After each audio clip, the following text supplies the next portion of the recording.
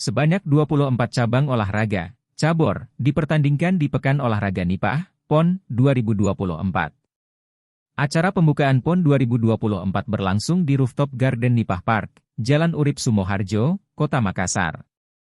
Pembukaan ditandai dengan penyerahan obor oleh salah seorang peserta kepada Chief Executive Officer Kala Land of Property Ricky Theodores.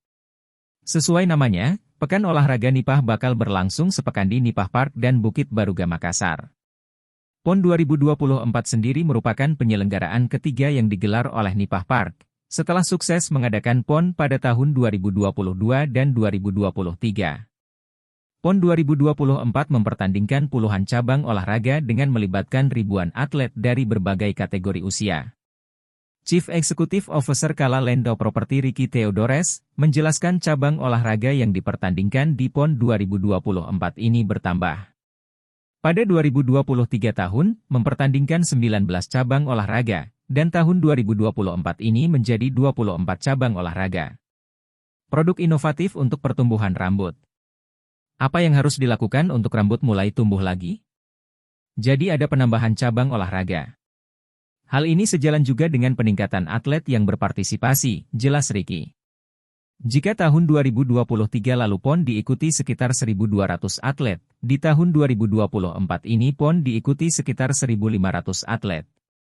Atlet yang berpartisipasi bukan hanya dari Makassar, tetapi juga dari luar Makassar.